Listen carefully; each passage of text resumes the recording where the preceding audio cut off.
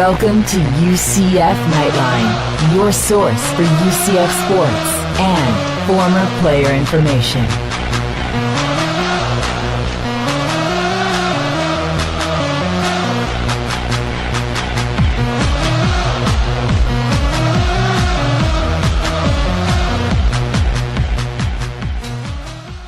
Hello, Night Nation, coming to you from the 1148 studios. This is Andrew Phegley, and I am joined by... Trylko. Hey, I noticed something. Was that a new intro? It was for episode number 30. Today Sounded is episode pretty number professional. 30. Not that episode 29 wasn't, but you've kicked it up a notch with that. It is. It's our anniversary voiceover. It is going to be the voiceover, at least for now.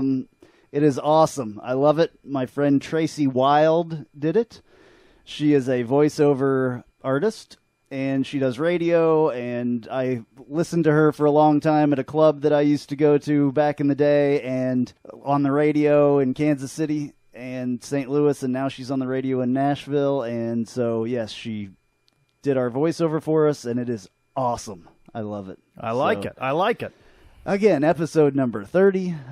Here we are. We got a lot going on this week. It was one heck of a good weekend. It was. For the UCF Knights. A great weekend. Basketball won 56-54 over Houston. Baseball swept the three-game series over Siena, 11-0. Softball beat number 13 Minnesota 4-0. Do you think anybody likes us in Houston? Probably not. No. Are there some dramatic endings to games, football and both basketball games going right down to the end in favor of UCF? Yeah, absolutely. So I love it. I love it. Houston is now our punching bag. Houston, you have a problem. So we have a jam-packed show today. We have Rannell Hall. We have, yes, I said Rannell Hall. Speedy Rannell Hall. We also have Crunching the Numbers with John Swift. And then we also have some sound from Donnie Jones on basketball. And we have some sound from Coach Rooney for baseball. Baseball, a lot of talk this week about baseball. Perhaps some of you listening saw the overtime edition of the Knightline podcast featuring our baseball preview. Yeah, it was on YouTube. A few people watched it. We need some more people to watch it, so go people check right it now out. Are flipping to YouTube. Go check it out. Can out. you flip to you? Click, flip, yes. Whatever. All right, so anyway, here is our interview with Rannell Hall. All right, we are on the phone with number 6, Rannell Speedy Hall. Rannell, how are you doing today? I'm doing great right now. Just finished stretch group with a few of the dudes who I work with up here, and then just taking the day easy right now.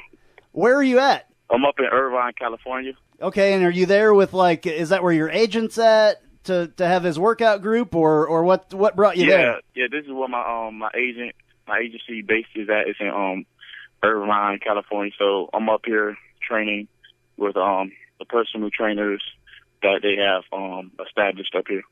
Okay, are there any other UCF players there with you? No, unfortunately, I'm the only UCF player up here. Okay, that's cool, though. So what's it like? I mean, you played in the Senior Bowl just recently. You are now invited to the NFL Combine. It has to be a total dream come true. What's it like? Yeah, it's doing great. I won't say it's luck. I mean, it's just being blessed, with all the opportunities that have been upon me, these past couple of weeks, being invited to the Senior Bowl and then also being invited to the Combine. So, it's not pretty much that I can ask for, just taking advantage of every opportunity that I get right now. Rannell, talk a little bit about your experiences at UCF. What stands out to you from your time with the Knights? The teammates, the family, brotherhood that we just built, that I have built over the past 4 years. Even now, I still think about, the past times that I had, not only with the football team, but, just outside of football, just hanging with my friends and the wonderful coaching staff that, sometimes you get sick of, man, can really irritate you. But, at the end of the day, it's all love and it'll all pay off at the end. Now, they are people that pushed you to where you are now. We just got past signing day. UCF has a new crop of players coming in, wide receivers coming in. Take us back to that time. What was the recruiting process like for you? What are your memories of that time being recruited? Yeah, it felt like yesterday. I wasn't very highly recruited coming out of high school. I believe I was only like a two-star athlete, but deep down I knew my full potential and I was capable of. So the recruiting process was not too difficult for me. Only had offer from 3 schools, and that was UCF, Western Michigan, and then about 2 days before signing day, Miami came after me. But my heart and my desire was already at UCF, and so that's what I went with at the end of the day. So you're from the Miami area. What's it like to be out in California? Have you been there before? It's a little bit different than Florida. Yeah, I actually been to California when I was around 14 years old for Junior Olympics. I was track and field at the time. So that's been a while back. The experience similar to Miami. The weather is very good, pretty sunny right now. I know it's the past couple of days it's been cold in Orlando that I've heard, and it's been kind of chilly up here too. But for the most part, the weather is pretty good. The only big difference is the time change. The Western time, we're 3 hours behind the Eastern, so that's been the only big difference so far, but I've adjusted to that. Yeah, so it is a little bit different out there in California for sure. So where did you get the name Speedy? Oh, that name came from my childhood. I had that name since I was about 7 years old. I actually talked to my mother the other day, and I asked, where did I get the name Speedy from? And I was pretty sure that it was from football. Back then I played strong safety, but to us it was just defense. At the age of 6, we didn't know no better, so I was known for running people down. Anytime someone broke free, I would run them down. So that's where the name kind of came from. But it actually came from my elementary school. My PE teacher, he gave me the nickname Speedy because, every year out in field day, I would always come in first. Yeah, so you talked about track. Were you ever, did you ever have dreams of being like an Olympic athlete or anything like that? Yeah, growing up, I had dreams of running Olympics, starting from when I first ran track when I was 7, 8, 9, 10 years old, all the way to when I was 13. And then my love for football kind of overgained it. So then I started getting into football more. Even though I played football since I was 7 years old also, but my love for football kind of gained over the years. Definitely by UCF only having a football team and not having a track team. My passion for football just overcame track. I know Knights fans are glad that you chose football and suited up for UCF. Talk a little bit about the team you're leaving behind. Quarterback Justin Holman, you worked with him all of last season. How did you see him mature and grow and develop last season? Man, it's been amazing just, being around a guy with such a great character. You can definitely see how he's grown from freshman year. He's a very self-motivated person. Since freshman year, people was questioning him about playing quarterback. Although all eyes was on Bortles at the time, but people kind of looked into the future, like who will be our quarterback for next year. And, that kind of motivated him to work hard every day. He's a very smart person, has a very good character. And, you can just see it on the field, and he's a great leader on and off the field. So that was a big thing for him and how successful he is right now. A number of UCF wide receivers, including you, J.J. Wharton, Josh Reese, Brashad Perriman, all have moved on. Tell us a little bit about your thoughts on who is going to suit up this fall for the Knights, the rest of your teammates from this past season. Definitely Taylor Odom, number 20. He's been with us for about 2 years now. He's been under our wing. Very great athlete. Hasn't really had that much playing time due to the fact that the upperclassmen seniors, me, Brashad Perriman, J.J. Ward, and Josh Reese. But he's learned a lot from just being around us. Also, redshirt freshman Trevon, he's also going to be a big key this year.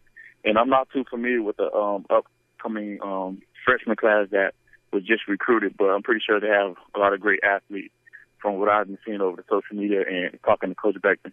Now, quite a few Knights in the NFL. We know the names Blake Bortles, Josh Sitt, and Bruce Miller. They all speak very highly of the UCF program and how it's prepared them for a pro career. Would you talk a little bit about the coaching staff, Coach O'Leary, Coach Beckton, and others, and how they prepared you to be where you are now? Yeah, that's one thing that I've been very fortunate, to just have a part of my life, and that's the great coaching staff at UCF.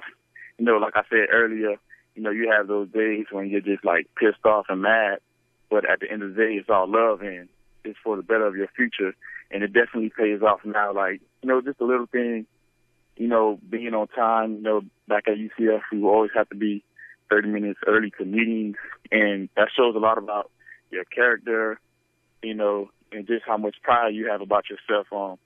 And, just everything along that aspect has been a good thing for me. Just not being around UCF football, but just being around, talking to NFL coaches, and just dealing with my agency. So Coach O'Leary can be kind of hard sometimes, to deal with. I know that he can be kind of a stickler on things, but that has kind of prepared you, is what you're saying, for life in general, right?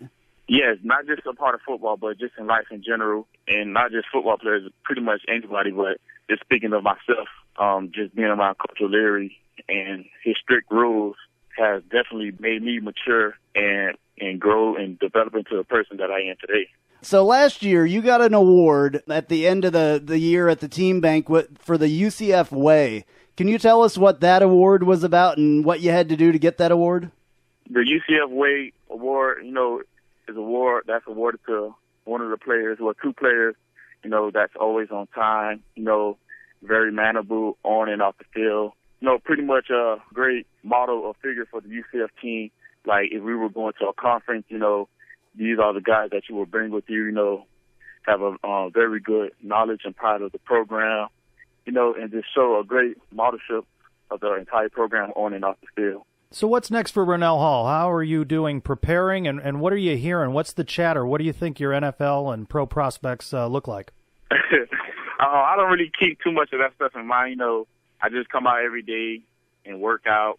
I don't really get too fluttered up in the politics, and what round you'll be drafted or who's better, who's not better, because at the end of the day, it's all up to you. Whatever you put on, whatever work you put in is what you get out. So, I just been taking it one day at a time, working out, trying to better myself, competing with myself internally and not externally comparing myself to other players. So that's just been one of the key things that I've been working on, these past couple of weeks being up there.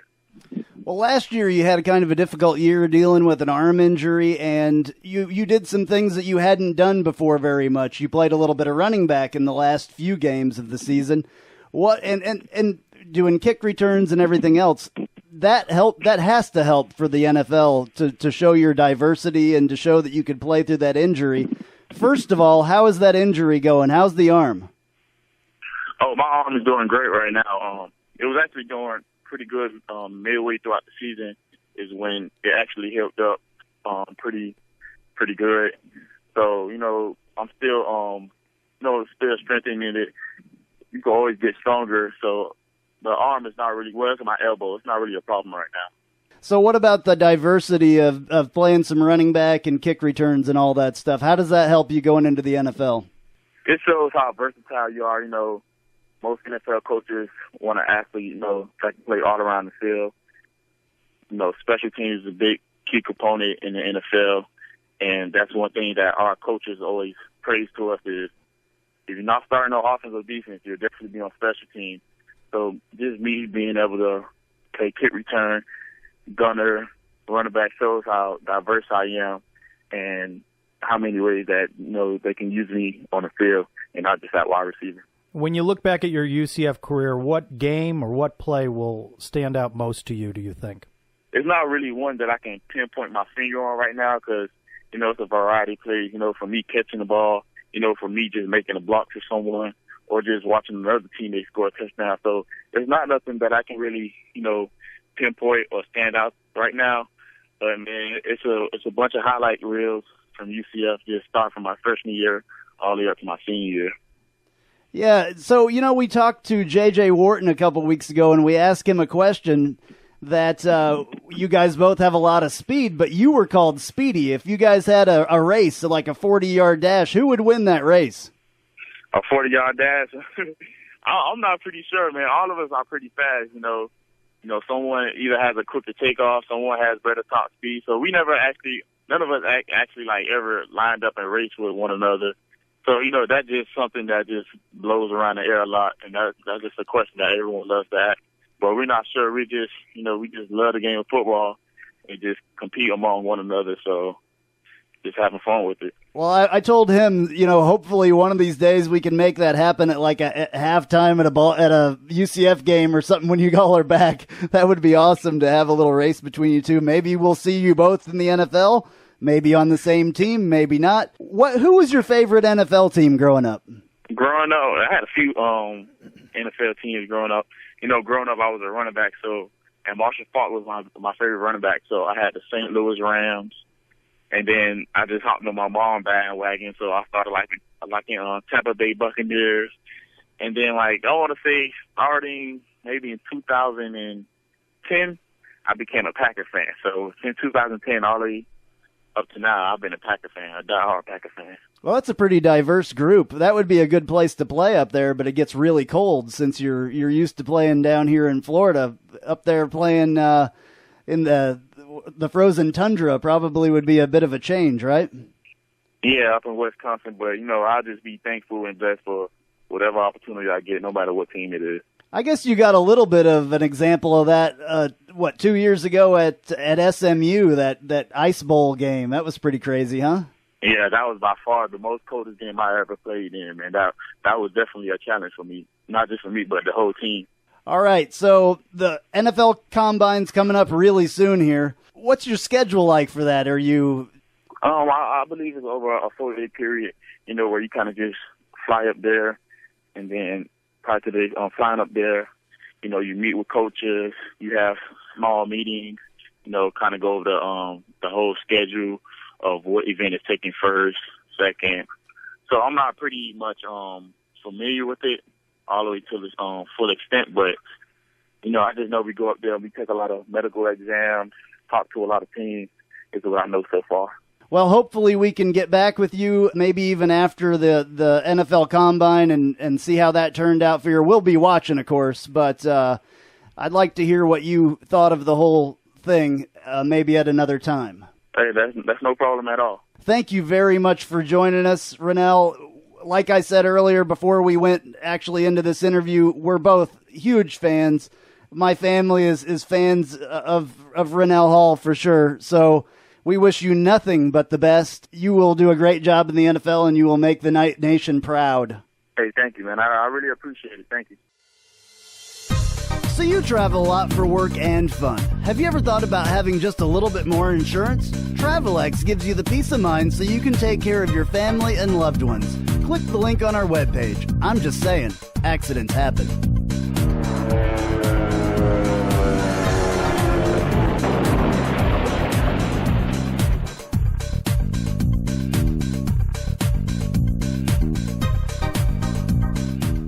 This is Kyle Israel, and you're listening to the Knightline podcast.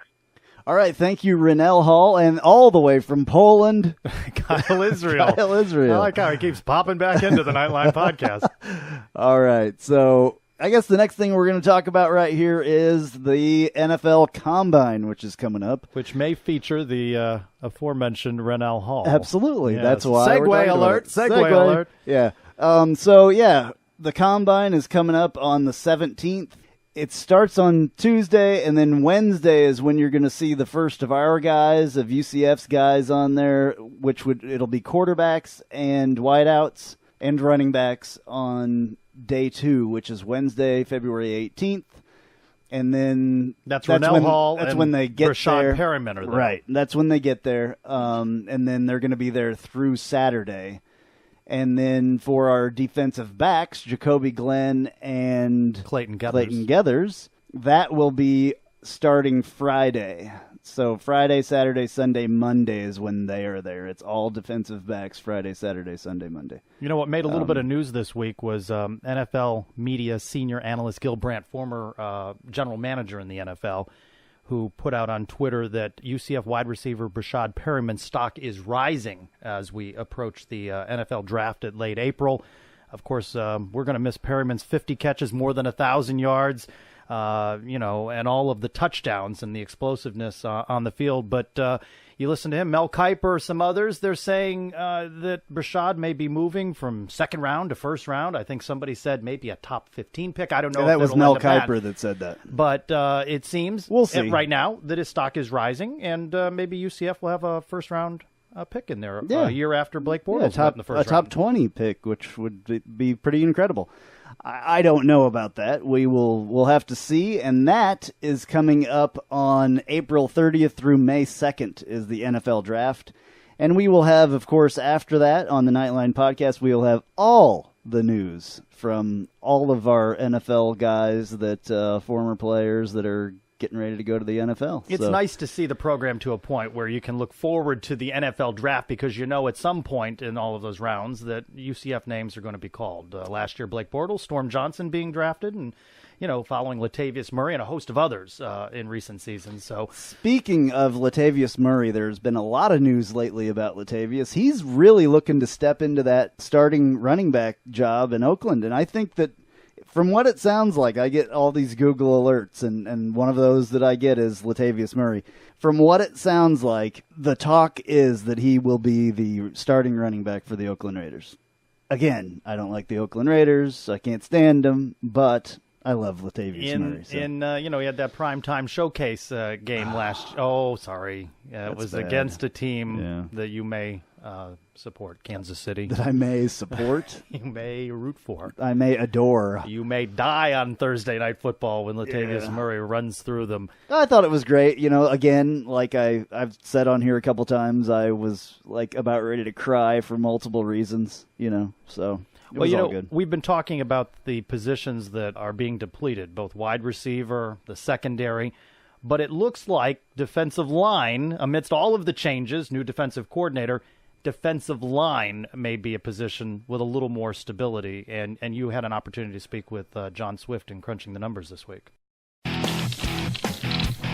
Welcome to Crunching the Numbers, featuring John Swift.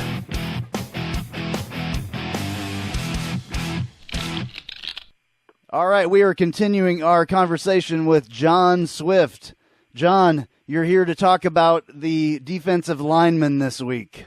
Yeah, the bread and butter of George O'Leary, defensive line. All right, so we have a couple people leaving out of that, or at least one a key loss, Gerald Nemia. How big of a loss is he? It's going to be big. I mean, fortunately, we bring back 13 guys on the roster, 5 that are going to be senior. Then we're signing 3 guys in the signing class. But Gerald Nemia, second team All ACC, at 10 tackles for a loss, 7 sacks. I mean, he was just that guy that you love seeing out there. A great motor. He's going to be harder to replace, but we got a lot of depth out of all the positions. I think this is probably one of the key areas where we're bringing back, a lot of experience and depth. Yeah, he had 10 tackles for loss last year and 7 sacks, so that was pretty big on him. Yeah, just a great effort guy. The type of guy you want in the program. Going to give it his all every down. Love seeing him. Who are you looking forward to seeing the most this next season that is on the current roster? It's probably going to be Miles Pace. He was a guy that came off the bench a lot. I think he started 2 games, place of Luke Adams. And just his production, he had 9.5 tackles for loss, 6 sacks last year. He started 6 games in his career at UCF, a few the year before. If people remember back, he was a 6A state champion at Miami Central with Jeff Godfrey. And he played a lot of positions. He played linebacker, defensive tackle, fullback. He's just a great athlete, and, I love seeing him rush the passer. He just has a lot of energy out there, and a guy I think that should, in my opinion, hop Luke Adams for that starting spot. Luke Adams is a guy who started 17 games in his career at UCF, still does not have a sack, and only 1.5 tackles for loss. Tell us a little bit more about some of the other ones that could be in that spot. Sure. Well, we know on the one defensive end, it's going to be Thomas Niles. He's going to be a redshirt senior. He was a second-team All-ACC player, 16.5 career sacks, 28 tackles for loss. He's definitely going to be a starter. He's our best defensive lineman. If we're looking at some of the other ends, Deion Green is a name that a lot of guys heard early. He played a lot early in his career. He was a Conference USA All-Freshman on the All-Freshman team. He suffered an injury in 2013, only played in 5 games last year. He had 7 career sacks, and that was mostly early on in his career. So you have to wonder if that injury has kind of banged him up enough where either he's not as explosive as he was, or maybe he's still just bringing back some of that strength. So a guy to look out for. Another guy is Tavon Lowry, who's going to be a junior. He played in 6 games as a true freshman. He was with the scout team last year. Coming out of high school, highly recruited guy. Played at Jacksonville First Coast with DJ Killings. It was a 4-star on ESPN. A guy that I think a lot of people were excited about early. Just haven't seen anything from him since. Yeah, it seems like sometimes when guys get injured, they just can't come back from it. I hope that that's not what it is, but, they either lose it mentally or lose it physically. Hopefully, he can get that stuff going back again. What's up with Savon Lowry? Why did he go from playing as a true freshman and then on the scout team? Do you know anything about that? Yeah, I mean, the knock on him early in his career, I mean, you got to think back. We had absolutely no depth at defensive line 2 seasons ago, so he kind of played out of necessity.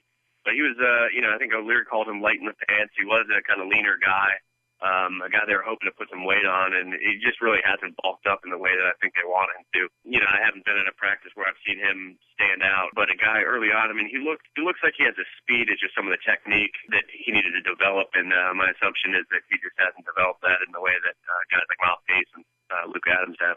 What do we need differently from these guys from last year? What can they do to make the game, better for UCF and to do a better job? Yeah, I mean, a big part of our defense is getting to the quarterback. I think they did a pretty standout job this year.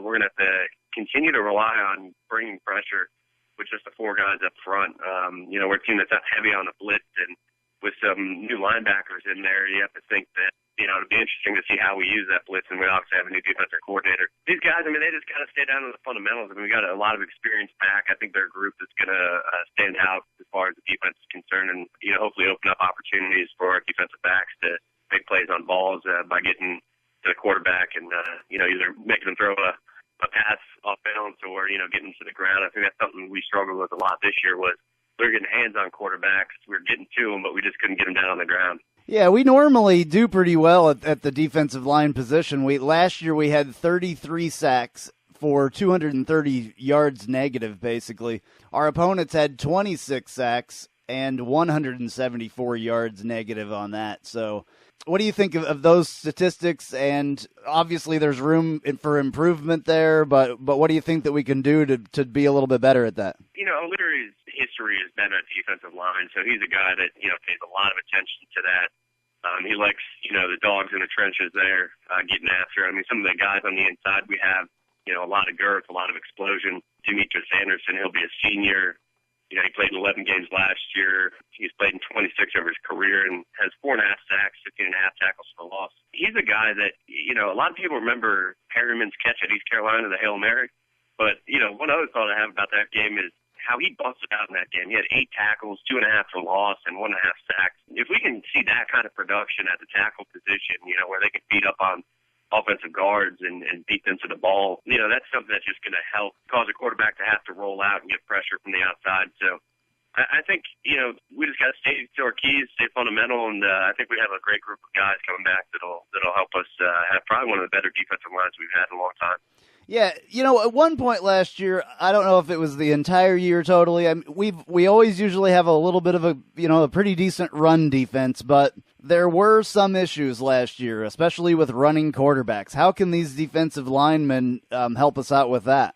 Yeah, and you see the quarterback position is becoming more athletic. So more guys are, like Jacoby Brissett, for example, a guy who can run. He's also big and physical, so he's hard to take down. So you're seeing a lot more quarterbacks with that ability in the backfield to make a big defensive lineman miss.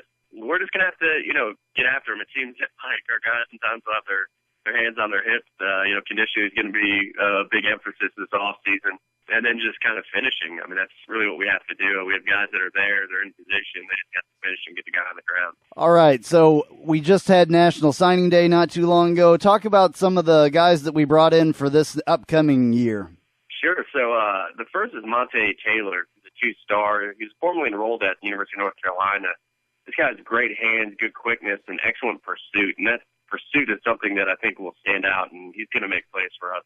That's probably what UCF's been missing is that extra 5% of, going from getting a hand on the quarterback to put him on the ground. And, give him credit. I mean, you're basically fist fighting a 300-pound man with huge hands, and once you beat that guy, you have to, a whole nother problem with the guy who's athletic. So Monte Taylor, what I've seen on film is he's a guy that can just finish. And I think he has a position playing next year for us. Brendan Hayes is another guy. He's a 2-star. He had 3 Power 5 offers.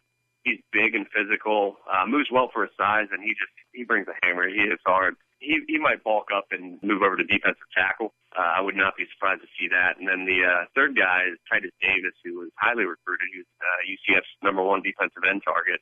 He was a 3-star. He had 8 Power 5 offers.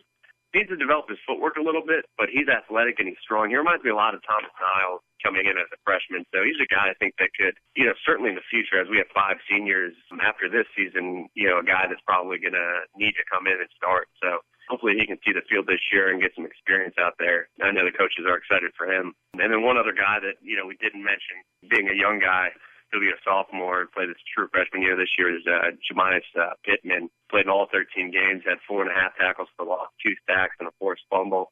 He was also a highly recruited kid out of high school, had 5 SEC offers. And he's a guy I expect to really have another breakout year. I thought he played very well when he was in there this year, and he was kind of more off the bench. But now in a starting role, I think we'll start seeing more and more plays out of him. This is kind of a position that if everything goes well, nobody notices. Or unless something big happens, unless there's lots of sacks, unless, something crazy happens, this is a position that's kind of under the radar compared to the skill position players.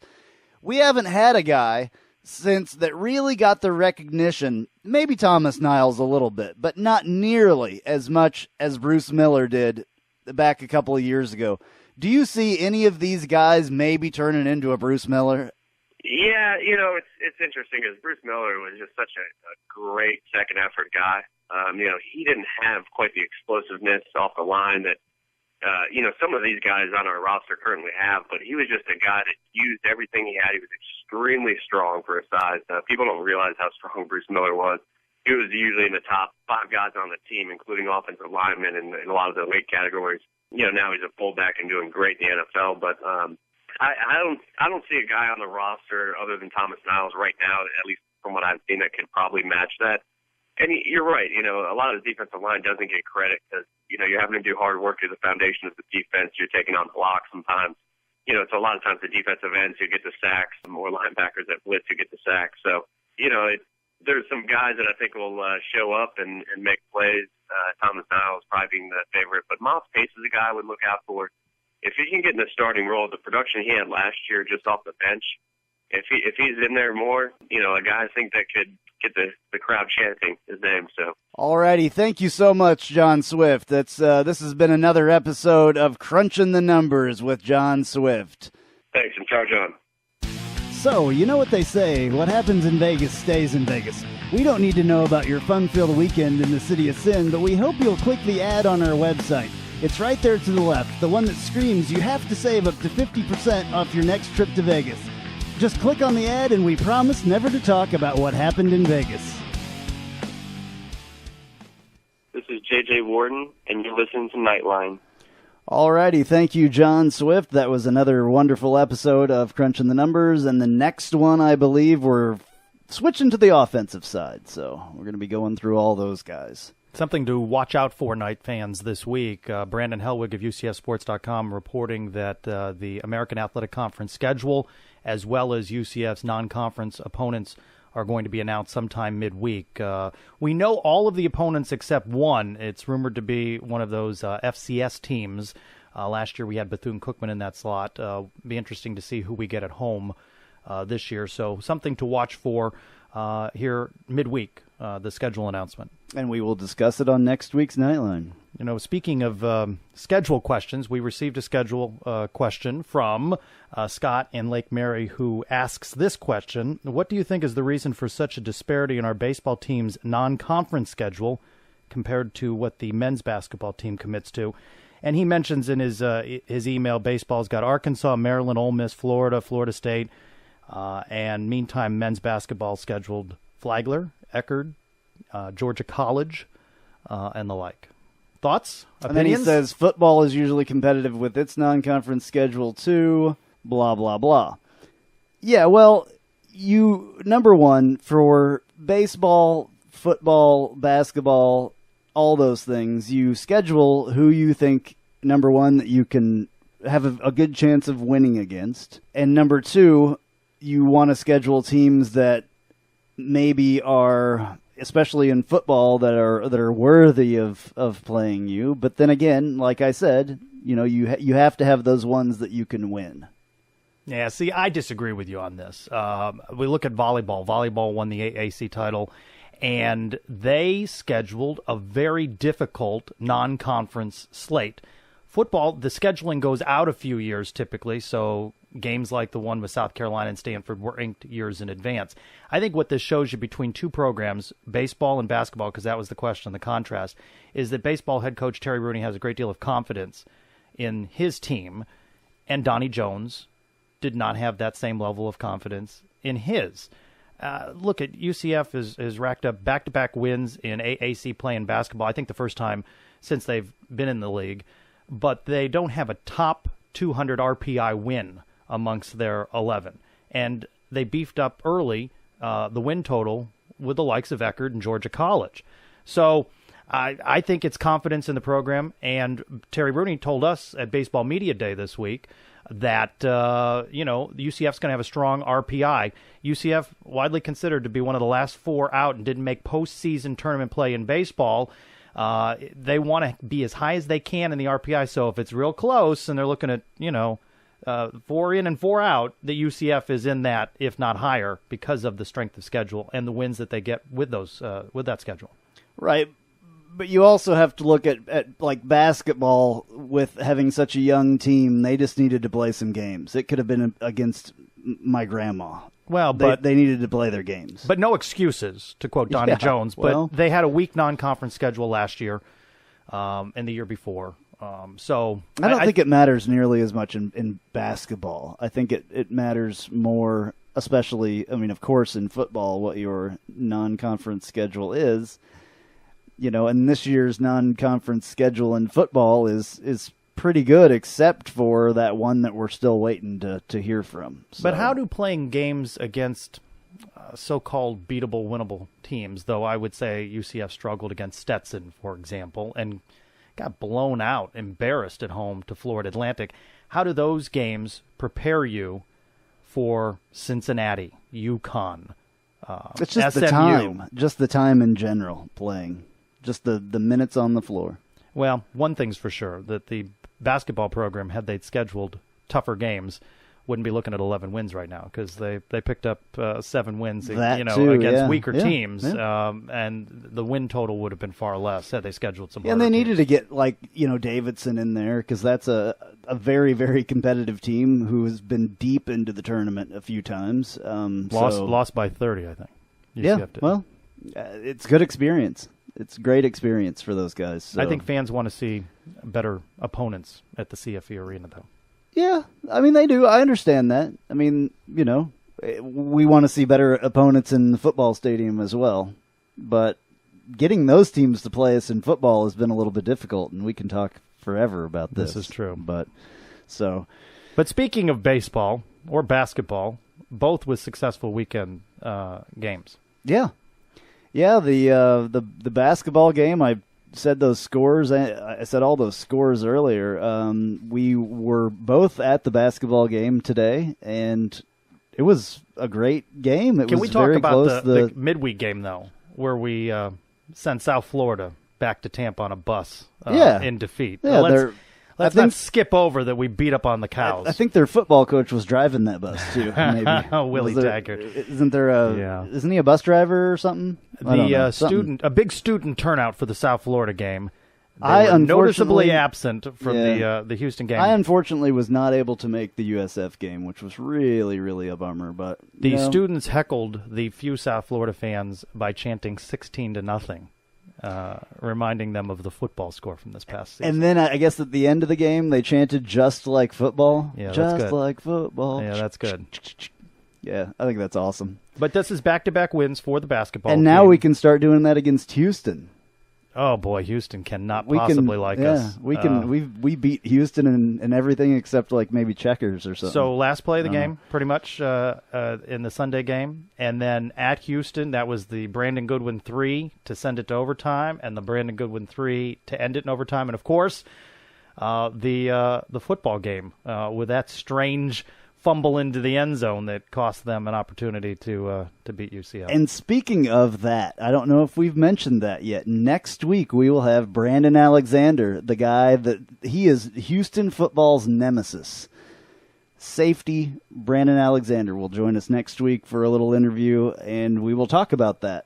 And his place in UCF history. What was interesting in talking with Brandon is you have things like J.J. Wharton's catch against Temple, and you have Brandon Alexander's plays against Houston that UCF fans will be talking about for years. All right, well, I guess we kind of need to get back on track here because we were talking about the basketball game and we were talking about the baseball game, and I started talking about Brandon Alexander, and then, it all fell to pieces. Nah, you were name dropping. Yeah, so next week, I think we're getting into we're actually past probably the 45-minute point at this time, so I think next week we're also going to do Brandon Hellwig's part 2 interview because I don't want this thing to go way too long. We've actually had a couple comments of it going, way too long and blah, blah, blah. So I am going to play real quick here some post-game audio from Coach Rooney about baseball. Baseball won, swept the series over Siena, scored 28 runs, by the way, in that. And the winning pitcher today, by the way, it's my favorite baseball name, Cree Finfrock. Cree Finfrock with a win today. Can you imagine announcers struggling with that? You've got to look at it. I've got the roster right here. Cree Finfrock. Where's he from? He is from Jensen Beach, Florida, in Martin County. He was drafted in the 26th round by the Milwaukee Brewers, opted to be a Knight, and got off to a strong start on Sunday. I stopped by baseball before the basketball game. It was a 1 o'clock start, hoping to catch a couple of innings. They put up 8 runs out of the 11 right there in the first. Saw all I needed to see. Yeah, I was thinking maybe that name would be from Poland or something. or from Finland or I don't know. Okay, Florida. Cree Finfrock. Okay, so here is what Coach Rooney had to say about the series. The guys did a tremendous job this weekend, and it was the most importantly, collectively, it was a team effort. We had an opportunity to put a lot of guys in, both as as position players and pitchers, and I thought just as a group, overall for our first weekend out, they did a nice job.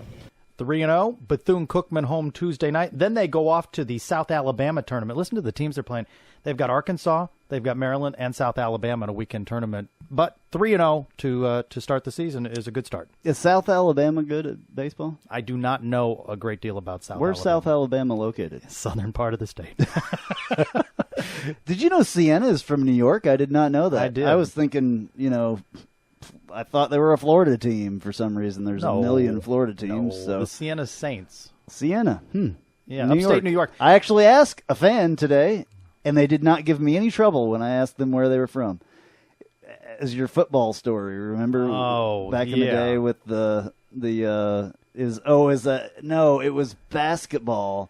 Is a Bearcat real? Is the Bearcat it's more real than a Knight? Calm down. I just wanted to know if a Bearcat was a real thing. So I didn't have any trouble with the Siena. I did preface my discussion with the lady, and I said, look, I'm not, I don't mean anything by it, but I wonder where Siena is. I don't know. So can you tell me? She was wearing a Siena shirt, and she was, oh yeah, Albany, New York, but I'm from San Diego, and I'm like, what? Because one of the players is from San Diego. How it must have been. He ended up in upstate New York. It was probably his mom, his family. Yeah, they had quite a few family members. I think they wanted to see him in a bit warmer climate. I'm assuming that was his it mom. seems She was like a really they nice person. open up every year with Siena, and I think there's something like 46-4 all time versus Siena. Well, that's cool. Whatever. You got to do what you got to do. Yeah, they can't play playing up in Siena, up in upstate New York right now. I think a little bit of snow is on the ground. Okay, so quickly let's get some post-game talk from Donnie Jones about the basketball game. How about that? Yeah, that'll work. That big win today over Houston. And by the way, before we skip completely past it, also a big win a couple of days ago against South Florida. Well, that was a what we call a grind out right there. That was a grind out game, and I thought the defensive possession before that, we played with great intensity, got that stop, gave us a chance again after making a turnover before that to win the game. And I'm really proud of the way the young guys hung in there with some poise. There were some good efforts tonight. I thought Brandon Goodwin really played well for us. 14 points, 7 assists, 2 turnovers. I really love the way he's taken on his role as being a distributor on this team, and he's taking care of the ball. But obviously, a gutsy finish by B.J. Taylor. Just felt in my heart, putting the ball in his hands down the stretch. They probably wasn't expecting that. They probably thought it was going to be Brandon Goodwin. And we used Adonis as a decoy, running him to the corner. It was all misdirection for him just to tuck it under his arm and go to the rim. And he did a great job. He's obviously very strong for a freshman, being able to finish one-on-one. He made a great play. And we just wanted to take it at the end of the shot clock after watching the Tulane and Cincinnati game. I kept playing that in my head that we don't want to take it too early and give them a chance. So we wanted to make sure we took it at the end. I think we scored it with 2 seconds. Did he say no excuses in this one? No, he did not say that. But what was nice in the last 2 games is we've seen stepped-up play from Stephon Blair and Casey Wilson have really stepped up, and that's been strong down this stretch of games. Yeah, I mean, I think that they're, they may be coming along a little bit better. They've gotten to feel what it feels like to lose, and now they are, they don't want to end the season like this. The players, I talked to them, during the press conference, and I wish I had their sound, but something bad happened to the sound. Technical difficulties. Yeah. Please stand by. Yeah. So, but yeah, I think that the guys realize that their season hasn't gone the way that it should have and could have, and so they're really trying a lot harder. Well, now they are 4-9 in AAC play, 11-13 overall. The 4 wins matches last year's 4 wins in conference play. A few weeks back, you predicted that they would win more than 4 games, and about 5 games left on the schedule. You have a chance to prove that. Yeah. Accurate. I also, a couple weeks ago, said that I did not think that they would get back to 500. And if you look at the schedule, it is pretty favorable. This Thursday game at Tulane, Memphis at home, but it's not the same Memphis team that in years past has dominated UCF. So there's a chance for a win at home. At Cincinnati is tough. East Carolina at home, but then I thought we had a chance to beat East Carolina on the road a couple of weeks ago and got it handed to us. I think it's a better chance to beat them at home. And then at the Cows in the season finale. So you look at that and you say, well, a couple of wins are on the schedule. Why do we finish 2 sports at the Cows? That sucks. Well, there's that. It totally sucks. Okay, so something that does not suck, though, softball. Softball is off to a tremendous start. 8-0 now. The Sunday win over number 13th ranked Minnesota. They had a pair of Saturday wins. They upset 18th ranked Missouri. Thank God. You don't Missouri. like Missouri. That's right. I hate Missouri. Thank you, girls. Ladies. Thank you, ladies. Yeah. And they also beat Arkansas of the vaunted SEC. This was all happening at the National Collegiate Softball Invitational. UCF off to its best start ever. Where was that invitational at? Claremont. Oh. I don't know why in Claremont, but it was in Claremont. Attracted some big-name teams. Okay. So also women's basketball improved to 4-10 in AAC play and 8 and 17 overall, with 66-51 victory over Cincinnati at home. Some struggles this year for the Lady Knights basketball team. Women's soccer, we've been talking about recruiting. Football, last week we talked about men's soccer. What struck me interesting about the women's soccer recruiting is that they signed 10 people. It seemed like a big recruiting class, 10 names that will be hopefully coming to the defending AAC regular season champion UCF Knights. Awesome. Yeah, 10. That's, 10 That's more. a lot. It is, yeah. I mean, I don't know what their... Men's soccer had 3. Had 3, so I don't know how that works. We'll have to find out a little bit more about that. And you had a note in here as well about women's cross country was recognized as an all-academic team for the third straight year. Third straight year. And just yet another sport at UCF that features academic highlights. Sport after sport, athlete after athlete being hailed for achievements in the classroom. And that bolsters the UCF name as well. Proud to be a UCF alum, especially when you see the academic success of all of our various teams. Yeah, it's awesome. So I think that's important. It is. It's important. It's critically important. The athletic, ability is important, but the academic is important as well.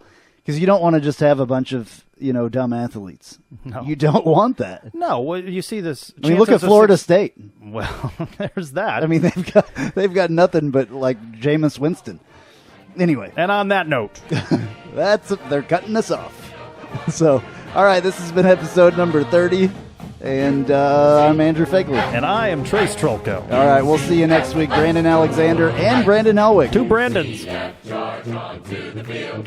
With our spirits, we'll never yield. Black and gold charge right through the line. Victory is our cry. B-S-E-T-O-R-Y. 2 9 or 9s will